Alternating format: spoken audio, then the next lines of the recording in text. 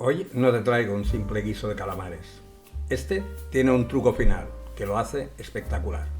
Mira esto. Vamos a empezar por los calamares y al final veremos el truco de la teja crujiente de ajo y perejil. Vamos a empezar. Calentamos un poco de aceite de oliva donde vamos a rehogar las cebollitas. Las echamos dentro. Ya veis que están peladas, son poquitas cebollas. Las vamos moviendo para que se vayan sofriendo. Ahora las tapamos, estamos trabajando a fuego lento y seguimos rehogando hasta que las veáis que están ligeramente doradas, no más que esto que veis en pantalla. Hemos limpiado los calamares y hemos puesto las patitas dentro de las bolsas, así como si queden rellenos con ellos. Cogemos una sartén, le ponemos aceite y ponemos los calamares para saltearlos simplemente un poco. Se nos van a encoger, las patitas quedarán dentro. Les daremos la media vuelta una vez han cogido un poco de color y lo haremos en dos tandas porque hay bastantes. No tienen que tomar mucho color, simplemente que encojan un poco y es suficiente.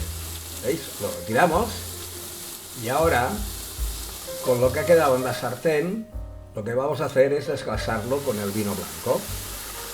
Se despegan todos los jugos que se han quedado en la sartén y se evapora el alcohol, dejándolo así reducido.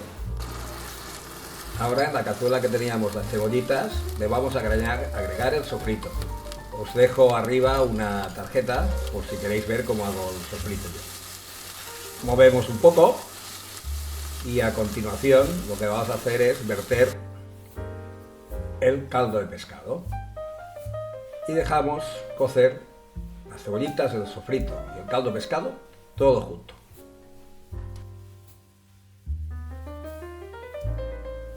Una vez hierve vivamente, añadimos las judías y hacemos lo mismo. Tapamos y dejamos cocer un par de minutos que se integre todo el guiso.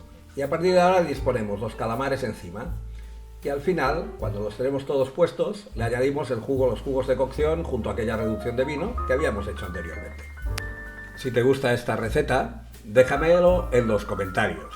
¿Tú con qué acompañarías este plato? ¿Qué le pondrías? ¿Qué le sacarías? ¿Cómo lo harías? Déjamelo en los comentarios. Ahora le añadimos la albahaca, las hojas, que nos perfume bien el guiso. Lo movemos bien para que se impregne todo de sus aromas. Y seguidamente los tomates cherry que teníamos pelados, escaldados y pelados. Muy poco tiempo van a cocer, no nos interesa que se nos deshagan, quiere decir que esto levantará el hervor y lo apagaremos. Aquí veis cómo nos ha quedado el guiso marinero, calamares, alubias, cebollitas y aquí lo habéis acabado con la teja crujiente de ajo y perejil. A continuación os enseño cómo hacerla. Os prometo que es impresionantemente buena.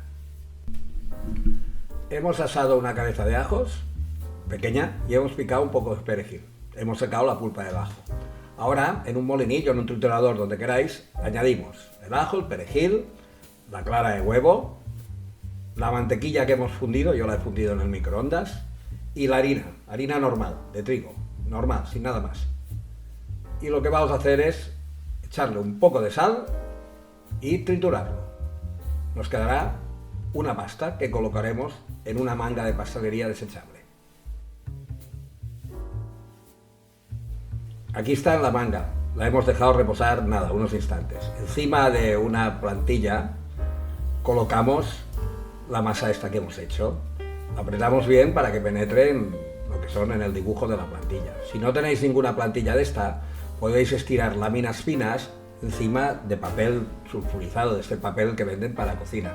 Os saldrá igual, lo que pasa es que no tendrá la forma, pero bueno, será igual. Luego lo hemos colocado en el horno y lo hemos cocido a 170 grados durante 7 minutos. Y aquí lo tienes, un guiso marinero con todo el sabor del mar y ese toque crujiente que lo hace inolvidable. Pruébalo en casa y dime qué te ha parecido en los comentarios. Nos vemos en la próxima receta. Buen provecho.